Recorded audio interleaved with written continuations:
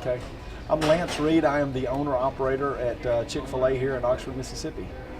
All right, awesome. So I guess where were you when you were our age, and how did you get to Oxford, Mississippi now?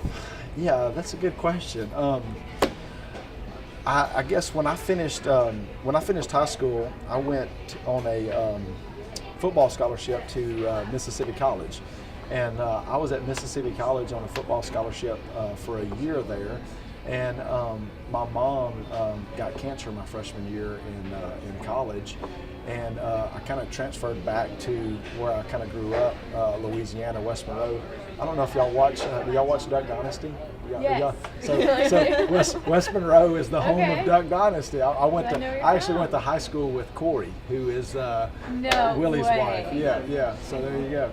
But that's where we grew up, and so I transferred back. I transferred back and I played baseball at Louisiana Monroe for Smoke, and went to college there. My mom ended up passing away that next year, and that's kind of why I went home to be back there. But I graduated from Louisiana Monroe, and I got married shortly after I graduated. I think, matter of fact, we graduated in December, like early. I don't know what day it was, but I didn't even walk. It's like I don't need to go to my graduation. We got married shortly after that, like December the 20th was our wedding day, and right around graduation.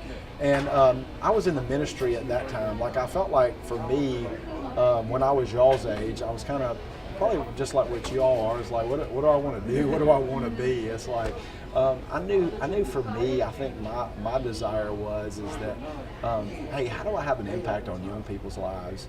And for me, a coach probably had the biggest impact on my life. And so I really kind of was thinking I was going to go back and coach and teach and do different things like that. And that was kind of always my desire there. And God kind of worked there, I feel like, in my life, and opened some doors, and I went into the student ministry. And so I'll kind of fast forward and fast track here. But we moved from West Monroe to Huntsville, Alabama. So I was in Huntsville, Alabama for about 2 years as a student pastor there. And then I moved from Huntsville to Sugar Land, Texas. And we were in Sugar Land, Texas for about 7 or 8 years as a student pastor there. As a matter of fact, I had a great worship leader there in Sugar Land. His name was Aaron Ivy.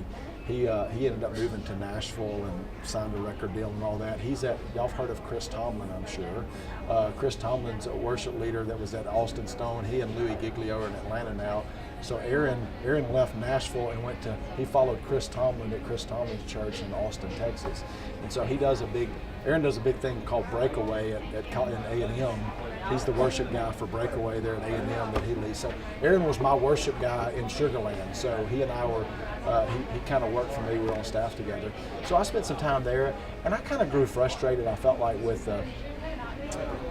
church and what we were doing. And I felt like, from the standpoint of, it was really difficult to have an impact on kids' lives whenever we would see them Sunday and sometimes Wednesday. I mean, it was really hard to walk in high schooler kids' lives because of the busyness of their lives and all of that. And so I'd kind of become a little bit frustrated with the church and just kind of being on staff in general and all of that. And we were kind of transferring out of that, and I was going to go back into coaching and teaching, which I kind of told y'all originally that's where, I kind of wanted to do. I started a small business in Sugar Land that I kind of got going. We started a small business because I wanted my wife, because whenever we got married, she kind of stopped going to school and stuff because she wanted to be a stay-at-home mom anyway. It wasn't like, so she's been able to stay at home with all 3 of our kids. And so for her, we created a business there, a small business that if anything ever happened to me, I felt like she could take it and run it and all that type of stuff. And so I was transitioning out of the ministry, went back into coaching and teaching, and we had this business here on the side kind of going, and she was the one that was real instrumental on Chick-fil-A. Like, I really feel like, you do this Chick-fil-A, and I'm like, I have no desire whatsoever to be in Chick-fil-A. Like, I didn't want to be in the restaurant business. It's just like, I did not want to do that at all. I'm like, I had no desire. And I had a volunteer that was in my ministry in Sugar Land that came out of corporate America and got into Chick-fil-A, and he actually has 2 freestanding restaurants in Houston. And so Court Graves was his name, and Court was real instrumental in helping me get a foot into Chick-fil-A. But I can remember my wife and I, we were out eating on our anniversary, and we were at a place in Houston called Fogo de Chao. I don't know if y'all have ever eaten at Fogo de Chao, but Fogo de Chao is great. I mean, it's really good. So we're eating, and my wife goes, I really think that you know, she's like, I've really been praying about this. I really think that this is what we need to sit, she needs to sit there and do. And for the first time, because I've been saying for all along, I'm like, no, I'm not interested. So I'm like, okay, look, here's what I'll do. If you go online, and I said, if you fill out the interest thing, if we get something back, then I'll consider putting my name in a hat. So Amanda, the next day, she goes home and she goes and fills something out online about, it's just a little interest survey that Chick-fil-A has that anybody can go and fill out. And then we got something back within a week, and I'm like, oh my gosh, I better get serious about this now since I've kind of done that. And so that kind of started the process for us. So from the time that we met, or from the time that we talked on December the 20th on our anniversary night, we got offered a store in August of that following year. So for us, it was about a 8-month to 9-month type process, which is really, really fast in Chick-fil-A. There's a lot of people in Chick-fil-A that have been in the pipeline for almost 2 years that are just waiting on trying to get a store. So the fact that we moved and got a store within 9 months was really, really good and really neat. So we did that, and we got into Chick-fil-A, and as I said, Court Graves, some other people were very instrumental in helping us. So then we moved the family again. So we were in the Houston area, and then we moved to Alexandria, Louisiana. We went into a mall down there, and so in that mall, we came in and we grew. We did a lot. I felt like I had to go in and really kind of prove myself because I was kind of an outsider, had no Chick-fil-A experience whatsoever. So we went in. Our first year, we hit Symbol, and that's where I have a card that says Chick-fil-A like award winner. Mm-hmm. So what Chick-fil-A does is they have a program that if you increase sales and gross sales like 17%. In a single year, then they give you a car. And so if you hit 17% again the second year, then you get the car, they pay the note off. If not, you can buy the car back from Chick-fil-A for like $12,500 or whatever, kind of half the cost of the car. So our first year in Chick-fil-A, we grew sales like 17% and kind of won a car, which was a great deal. And then we won some other awards, kind of Rookie of the Year and all this type stuff in Chick-fil-A because of what we were able to do in a short time. And that really kind of opened some doors up for me within Chick-fil-A, that it was kind of like, hey, what do I want to do? Because in a mall, I didn't want to be in a mall long term. Just the sales volume and what they do in the malls are just not no comparison to what they do in freestanders. And so for us, it was kind of like, hey, where do we want to go? What do we want to do? And where do we want to be? And I had opportunities to go back out to Houston. I'm going, Houston's a great market, a lot of stuff happening out there in Houston. But we were just, our family, I mean, I've got 3 kids now. We were just kind of tired of the grind in the big city. You lived in Dallas. I'm going, yeah. And so we grew up in West Monroe, which was a small town.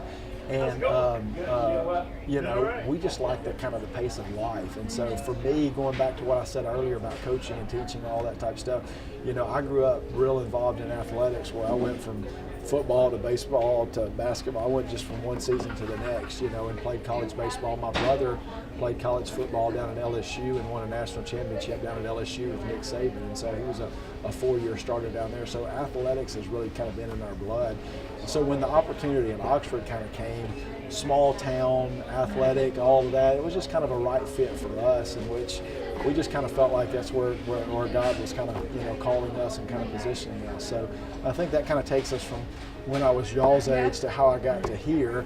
And I know that's a long story, but you know, kind of that journey of, yeah, we started out one way and then God kind of changed some things and changed some plans there. Yeah. I know you said that you were completely against the restaurant business, but what was that changing point? I know your wife had a huge say in that, but what was that changing point for you where you're like, okay, this is what I want to do? Like, yeah, I think just learning a little bit more about the business itself. I think by and large, y'all come in here, y'all probably all come in here and go, you know, we like Chick-fil-A, but it's like, I would never want to work at Chick-fil-A, or I wouldn't want to. Sometimes, no, I mean, we see girls that feel that way, and others, I mean, there's even female operators in Chick-fil-A.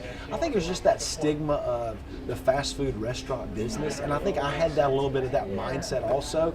But I think getting in, the big thing for me was realizing where I felt like how God had kind of gifted me, where going back to what we sit here and say, I get to work with a lot of young people. So I have 50 to 60 people that are employed that I work with that are mostly high school and college age kids. We have So some that's that are almost your older. coaching aspect. Yeah. And so we're definitely, I'm working with young people. We're constantly trying to coach and develop and get them a little bit better as far as that goes, also.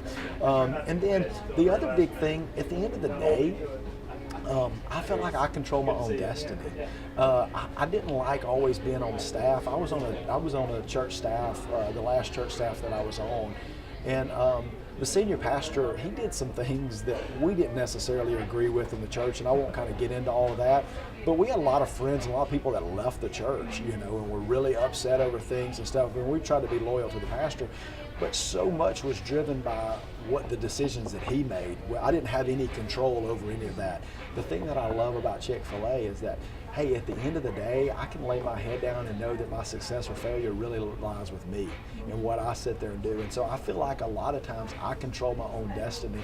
So that's another thing that really kind of drew me, that I didn't feel like I had to be dependent upon anybody else, that it was really based off the decisions that I made, how I treated people, how I ran the business, and all those types of things.